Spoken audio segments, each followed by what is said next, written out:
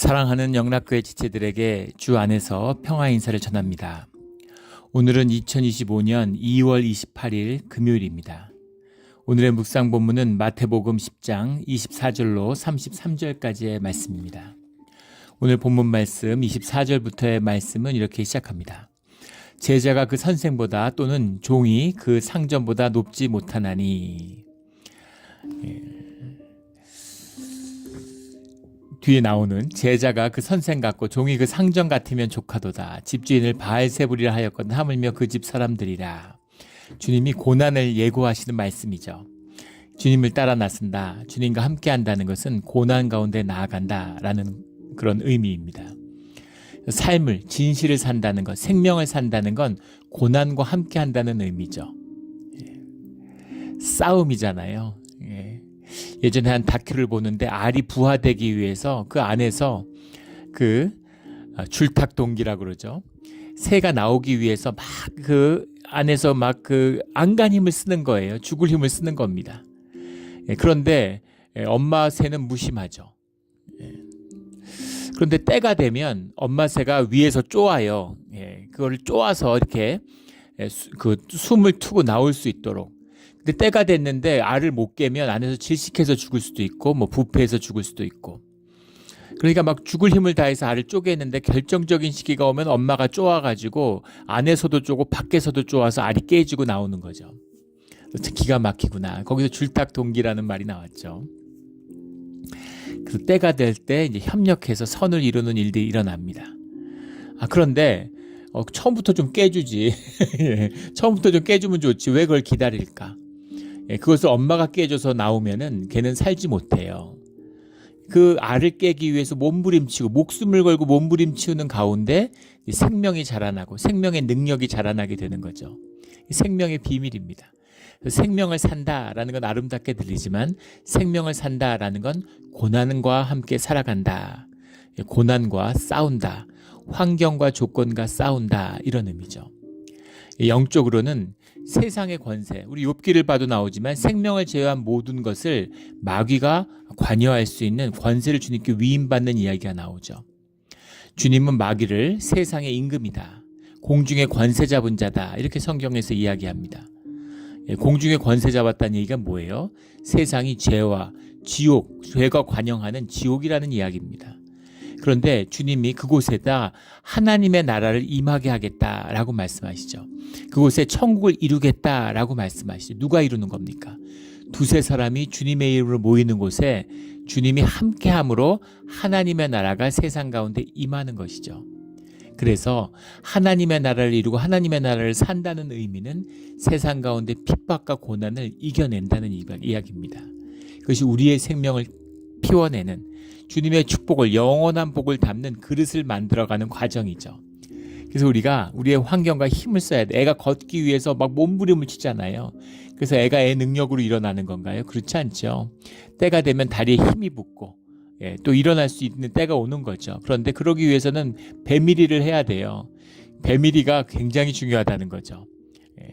엄마가 배밀이 하는 게 안타까워서 자꾸 일으켜서 주고 그러면은 애가 단순히 걷는 게 늦어지는 것이 아니라 일생의 건강에 영향이 있다는 거 아닙니까?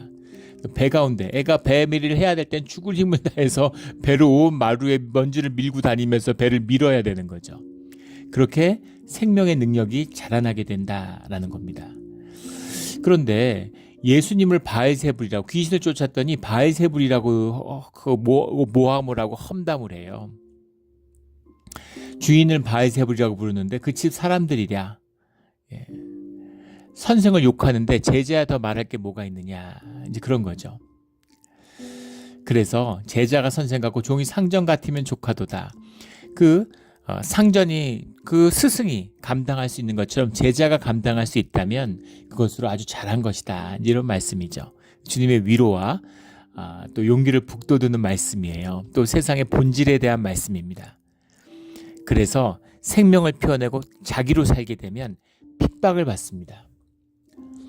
우리가 학습된 무기력 가운데 살고 있죠. 세상에서 계속 짓밟으니까 나는 정말 귀하게 만들어진 하나님의 형상으로서의 생명인데 가족에서 부모가 짓밟고 형제가 짓밟고 학교에서 짓밟고 직장에서 짓밟고 군대 가면 짓밟고 그래가지고 거의 무기력, 학습된 무기력 상태가 돼요.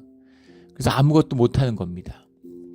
마치 그 코끼리들이 이렇게 어린 코끼리들을 쇠사슬에 묶어가지고 기둥에 묶어두면 그러면 막 움직이려고 그러다가 이제 계속 좌절을 경험하죠. 그럼 나중에는 큰 어른 코끼리가 되면 힘이 세가지고 얼마든지 뽑을 수 있는데 자동차도에 묶어놔도 끌고 갈 수 있는데도 못 움직이는 거죠. 학습된 무기력으로 살아가는 겁니다. 짓눌리는 거예요. 짓눌려 있기 때문에 핍박과 고난을 받지 않고 안일함을 좋아하게 되는, 안일함 안에 머물고 싶어 하는 거죠. 이게 우리가 살아가는 삶의 생존의 삶의 본질이에요. 고난이라고 하는 것은 우리의 에고를 다스려서 생명을 피워내는 겁니다. 광야의 길이죠. 그런데 그 에고를 산이라고, 내가 나에게 맞게 최적화시켜놓은 에고를 산이라고 생명을 패하는 것, 그것이 죽음의 길이다라는 것을 보여주고 있는 거죠. 애굽과 광야의 대조입니다. 애굽에 살면 먹고 사는 걱정이 없어요. 주인이 생명을 책임지잖아요. 그러지만 삶의 정체성과 가치와 의미를 완전히 상실해버리는 거죠. 그냥 생존만 하는 거예요. 가축을 생각해보면 알잖아요. 그런데 생명을 산다는 것, 야성을 산다고 하는 것은, 그것은 광야의 삶을, 그것은 고난의 삶이다. 가축은 주인이 음식을 주잖아요. 그런데 이 대자연에 산다고 생각해 보십시오. 고난의 얼룩진, 정말 고달픈 삶의 연속인 것 같죠. 그런데 생명의 존엄함이 있어요. 그 설산 위에 쓴 스노우 레오파드 이런 걸 한번 보십시오. 뭔가 보는데 경외감이 들고 눈물이 핑 도는 그런 감동이 있습니다. 생명의 경이죠. 생명의 경이로움이 있어요. 그 생명을 누리는 삶, 그것을 말씀하고 계시는 거죠. 26절에 그런즉 그들을 두려워하지 말라. 오늘 두려워하지 말라, 두려워하지 말라가 3번 반복되고 있습니다. 두려워하지 말라, 그리고 말씀을 이야기하시고, 두려워하지 말라, 말씀을 얘기하시고, 두려워하지 말라 하고 또 말씀을 설명해 주시죠. 근데 또 28절에 보면 두려워하지 말고 두려워하라 이렇게 돼 있죠. 두려워하지 말고 두려워하라, 이게 무슨 말씀일까요? 두려움이 없어져야 된다, 두려움이 우리 안에 있으면 안 돼, 이런 의미가 아니죠. 두려움이 있어요. 어떻게 두려움이 없겠어요?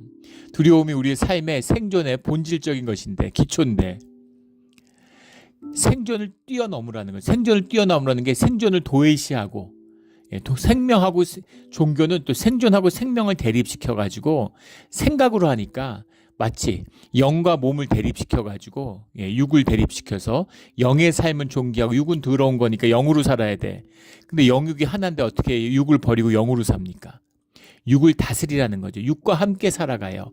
죄를 다스리라는 거죠. 죄와 함께 다스려요. 다 살아가는 겁니다. 마치 막 죄를 안 짓는 것처럼, 무슨 세례받고 뭐 성령 세례받고 그럼 죄를 안 짓는 것처럼, 거짓이죠. 전부 다 생각으로 지어낸 이야기입니다. 몸으로 사는데 어떻게 거짓이 없어요?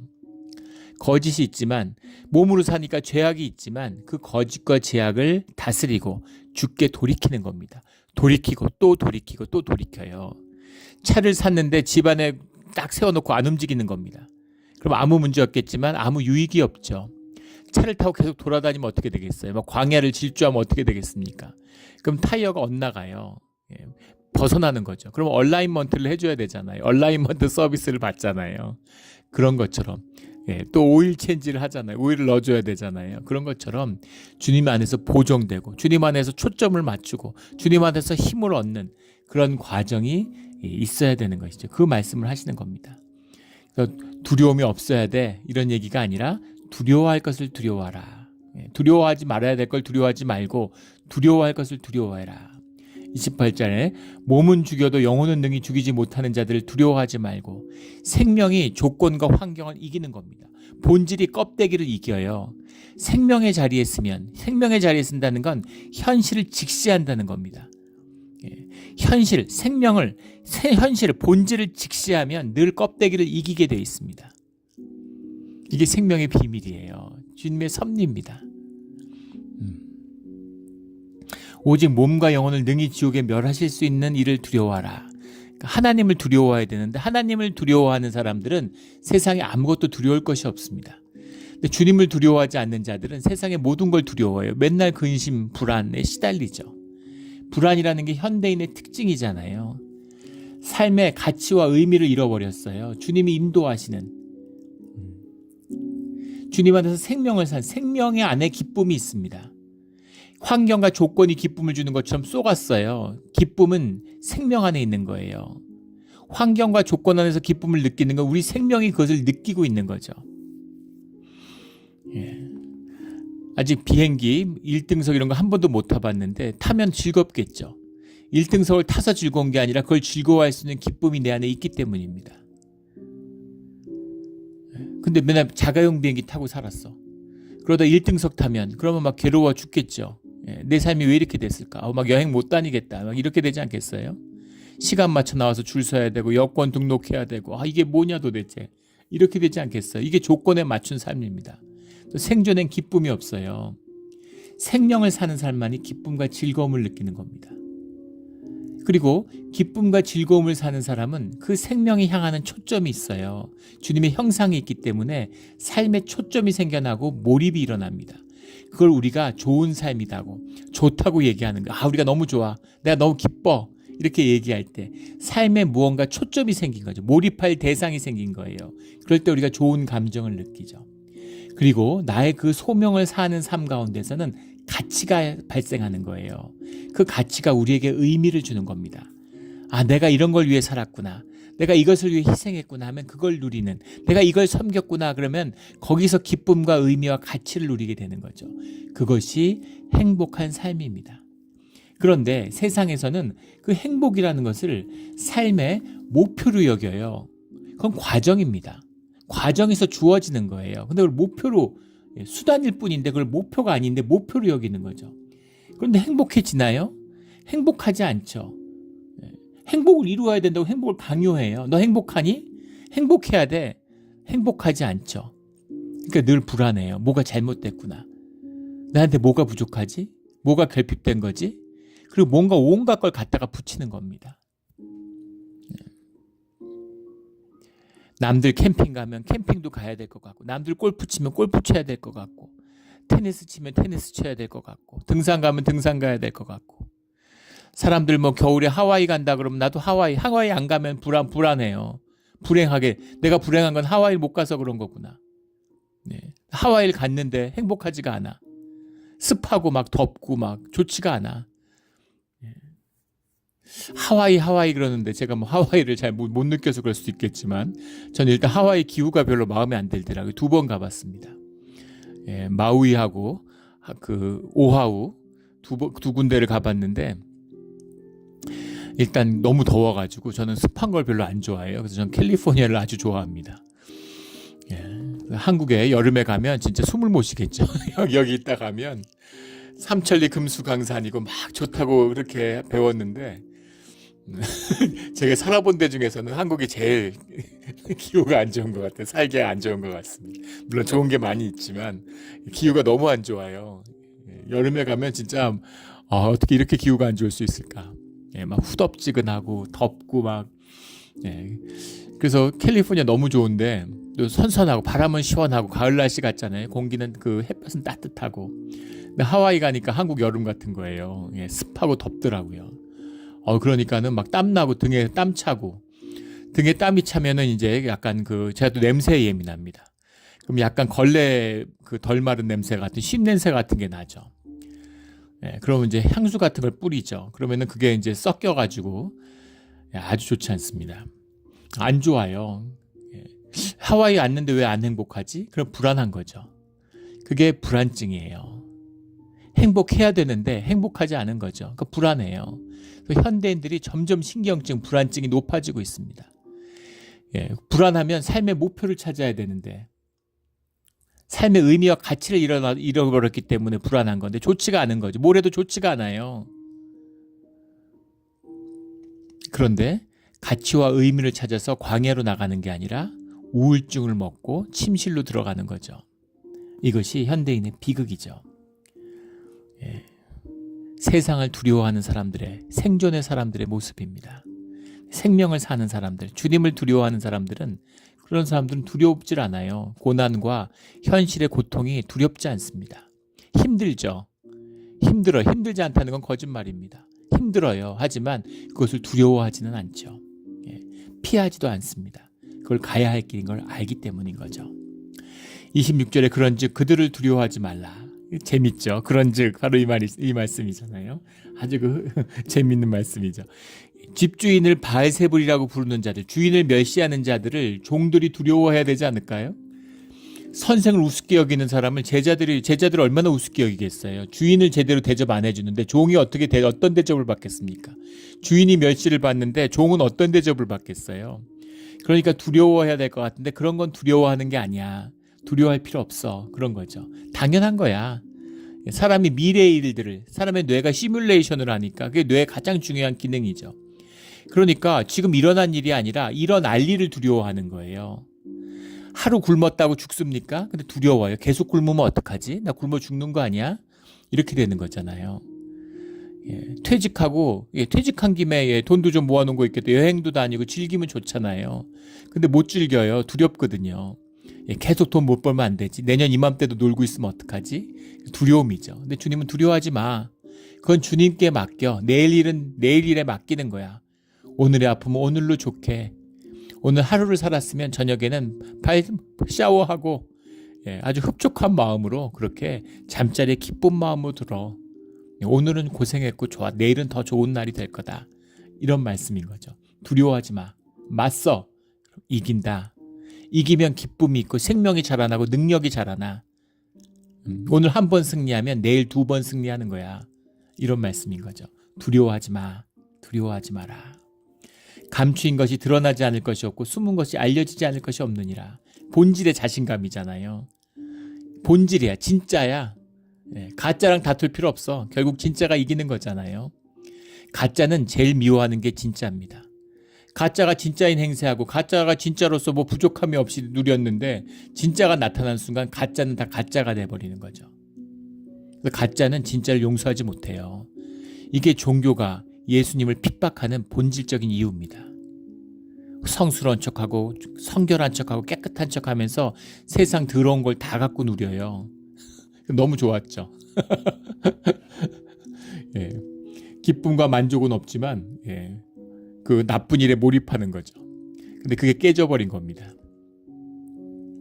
그것이 몰입할 수 없는 것이라는 것을, 거짓이라는 것을. 지금 막 뛰고 있는데 목표가 있는지 없는지 어디를 알겠어요. 근데 끝에 낭떠러지 있다는 걸 아는 순간 어떻게 뛰어갑니까? 그런 거죠. 그래서 용서할 수가 없는 거예요, 진짜를. 근데 진짜는 두려워할 필요가 없는 거죠. 가짜와 다툴 필요가 없어요. 드러나지 않을 것이고 숨은 것이 알려지지 않을 것이 없느니라. 진짜는 드러나는 게, 밝혀지는 게 더 좋은 거잖아요. 그래서 드러내는 거죠. 27절에 내가 너희에게 어두운 데서 이르는 것을 광명한 데서 말하며 너희가 귓속말로 듣는 것을 집 위에서 전파하라. 집이라는 건 이제 이 팔레스타인 집들은 평상 지붕이죠. 그 평평하기 때문에 이제 날씨가 더우니까 사람들이 이제 그 지열을 피해서 이 지붕에 올라가서 거기서 모여서 뭐 파티도 하고 밥도 먹고 거기 있는 거죠. 저녁에 해지고 선선하면 그걸 의미하는 거죠. 그 위에 올라가서 거기서 전파해라. 숨길 것이 없는 당당함입니다. 이 복음의 당당함이죠. 28절에 몸은 죽여도 영혼은 능히 죽이지 못하는 자들 두려워하지 말고 오직 몸과 영혼을 능히 지옥에 멸하실 수 있는 이를 두려워하라. 욥기에 나오는 것처럼 생명은 하나님께 속한 것입니다. 모든 걸 다 흔들어도 생명은 흔들지 못해요. 생명 속에 있으면 생명을 붙들면 이기는 겁니다. 생명을 어떻게 붙들까요? 내가 생명인데 내가 나로 살면 되는 거죠. 속지 않으면 돼요. 내가 나를 짓밟지 않으면 됩니다. 세상이 다 나를 짓밟아도 내가 그걸 받아들이고 내가 나를 짓밟지 않으면 내가 이기는 거예요. 이것이 주님이 함께하는 삶의 비밀입니다. 이 비밀이죠. 미국의 3억 4천만이 다 거짓말을 해도 내가 진실을 얘기해요. 누가 이기겠습니까? 내가 이겨요. 왜냐하면 진실을 붙들고 있기 때문인 거죠. 이게 주님과 함께하는 비밀이에요. 두려워할 필요가 없는 거죠. 두려워할 수 있는 하나님만 두려워하면 되는 겁니다.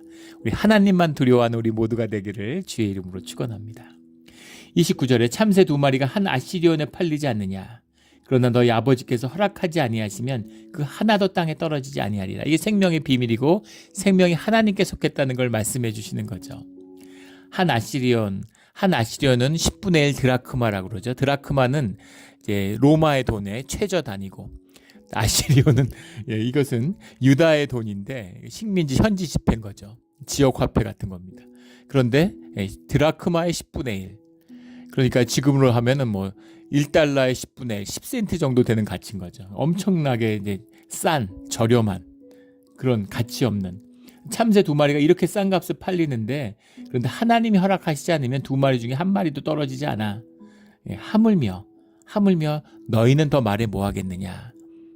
너희 생명은 주님께 속한 거라는 거예요. 그래서 어이없이 억울한 죽음은 없습니다. 현상적으로 그렇게 보일 뿐이지 주님 안의 뜻 가운데 다 살아가는 거예요. 아기 때 죽으면 막 사람들이 비통해하지만 그 살아야 하는 모든 충분한 의미가 주 안에서 이루어진 겁니다. 여기서 뭐 7, 80년 살면 가치 있고 좋아 보이고 한 2, 30년 살면은 무의미하고 안타까운 삶일까요? 천국에 가면 정반대일 수도 있죠. 10년이면 졸업해야 할 학교를 어쩌자고 100년을 다녔니? 이럴 수도 있지 않겠습니까? 주께 속한 거죠. 주님이 주관하시는 겁니다. 죽음이 안타까운 건 우리가 아직도 땅에 속해 있기 때문이에요. 그걸 뛰어넘어야 됩니다. 물론 이별의 아픔, 가족의 아픔이 없다는 건 아닙니다. 그게 또 없다고 얘기한다면 그건 종교의 거짓이죠. 아파요. 정말 뭘 할 수 없는 쓰라림이 있습니다. 그러나 무엇이 옳은 것인 것은 알고 있죠. 무엇이 옳은 것이고 무엇이 진실인지, 무엇이 답인 건 알고 있습니다. 아이스크림 여름에 갖고 가다가 비유가 적절한지 모르겠지만 아이스크림이 떨어뜨렸어요. 잘못해서 콘을. 안타깝죠. 너무너무 속상해요. 근데 사실은 그걸 먹는 것보다 땅에 떨어뜨려서 안 먹는 게 몸에는 훨씬 좋죠. 좋은 건 알고 있습니다. 그 길을 갈 수 있는 믿음과 용기가 필요한 것이죠. 30절에 너희에게는 머리털까지 다 세신 바 되었나니, 머리털이라는 것이 물론 나이가 들어서 이제는 머리털이 소중하죠. 저는 머리털이 숱이 굉장히 많았습니다. 지금 거의 반곱슬 돼가지고 누가 보면 파마했냐고 물어볼 정도로 머리가 흐물흐물해졌습니다. 근데 어렸을 때는 뭐 20, 30대까지도 머리가, 저희 어머니가 항상 제 머리를 보고 머리털이 아니라 수세미 같다고, 머리가 다 이렇게 고슴도치 같이 솟았어요. 하도 억세가지고. 근데 흐물흐물하고 다 빠져가지고 이렇게 머리가 아무 힘이 없습니다. 머리도 막 듬성듬성 있고. 그래서 머리 빠지면 스트레스 받죠. 그런데 머리라는 거는 수없이 많은 것이고, 머리카락이 빠지는 건 뭐 빠졌는지 안 빠졌는지, 사실은 그 머리 감으면 머리가 엄청나게 빠진다고 그러죠.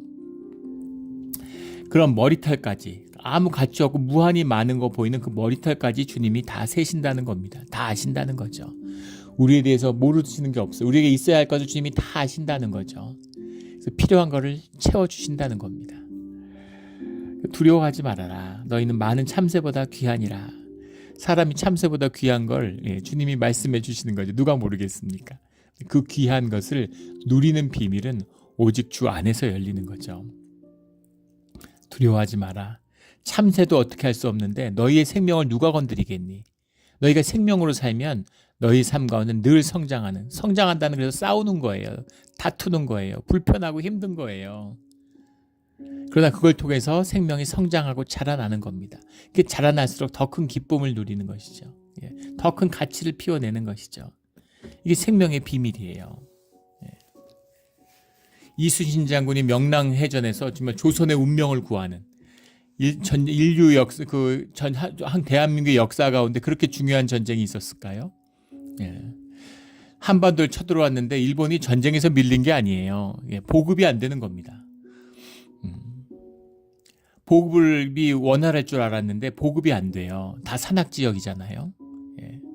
낙동강을 타고 와가지고 상주보에다가 그걸 내려놓고 그거를 사람들이 등짐을 지고 문경세제를 넘는 겁니다. 그런데 넘는 사람들이 먹는 음식이 병사들 먹는 음식이나 같아요. 말을 끌고 왔는데 말이 먹는 건초는 사람의 3배입니다. 수십만을 유지할 수가 없어요. 그러니까 남부 지역으로 밀려나가지고 거기서 성을 쌓고 기다리는 거죠.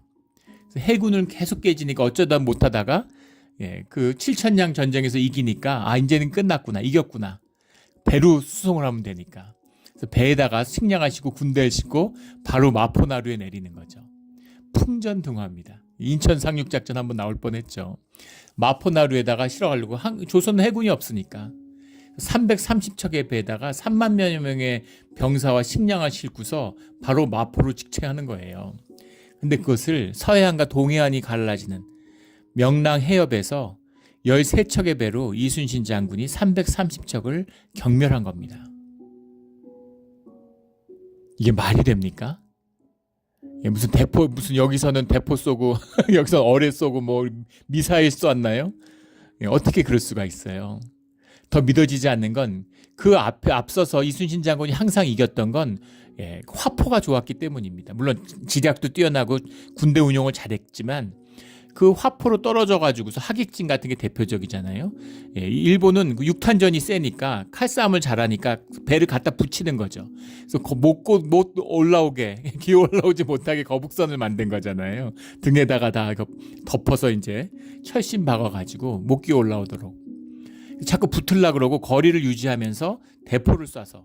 근데 그 시절 대포가 무슨 좋은 게 아니잖아요. 근데 대우를 유지하면서 그거를 함선을 운용하고 거기에 맞춰서 규칙적으로 포를 쏜다는 게 같이 집중 발사를 해야지 맞출 확률이 높죠. 훈련이 잘 돼 있다는 얘기입니다. 일사불란하게. 근데 그게 다 무너졌어요. 13척인데 돌격을 해가지고 쐐기형으로 상대방 중심으로 갖다 들이받아서 그래서 상대방을 명랑 해협으로 몰아넣어가지고 대승을 거뒀습니다. 정반대죠. 어떻게 싸워도 백병전을 하는데 어떻게 일본의 330척을 조선의 13척이 이길 수가 있겠어요. 왜 이겼는지를 이순신 장군이 좀 자세히 적어놨으면 어떻게 그 기록도 일본이 얼마나 크게 깨졌는지도 일본의 기록에 잘 나와 있기 때문에 아는 겁니다. 우리가 알 수 있는 건 이순신 장군이 쓴 난중일기 때문이죠. 일본군 8,000명이 사상자가 나왔어요. 근데 조선은 4명이 경상을 입었습니다. 기적이죠. 난중일기에 딱 2글자로 정리했어요. 천행이다. 하늘이 움직였다. 하늘이 도왔다. 이런 얘기죠.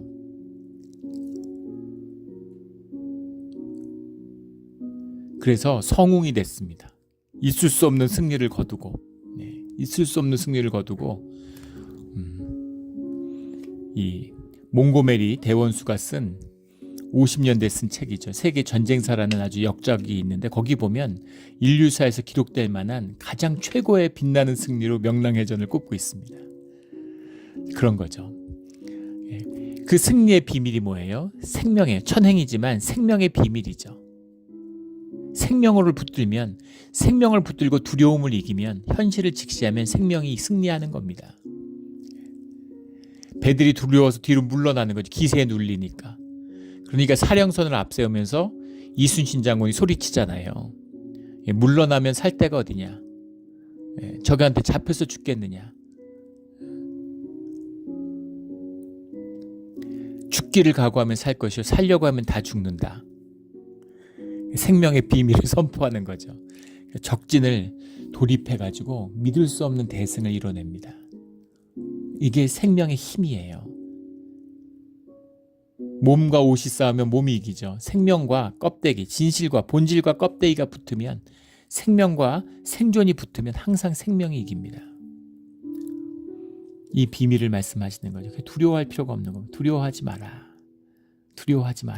32절에 누구든지 사람 앞에서 나를 시인하면 나도 하늘에 계신 내 아버지 앞에서 그를 시인할 것이요 누구든지 사람 앞에서 나를 부인하면 나도 하늘에 계신 내 아버지 앞에서 그를 부인하리라. 32절 33절 똑같은 말인데 앞뒤를 뒤집어서 대꾸를 이루고 있죠. 나를 시인하면 시인할 것이요 나를 부인하면 부인할 것이다. 이것이 조건문이 아니죠. 또 이걸 뭐 종교적으로 현상적으로 아주 얄팍하게 하는 해석들이 많아요. 박해받을 때 너 나 모른다 그러면 안 돼. 뭐 이런 식으로. 그런 의미가 아니죠. 주님과 함께하는 차원의 삶. 고난과 함께하는.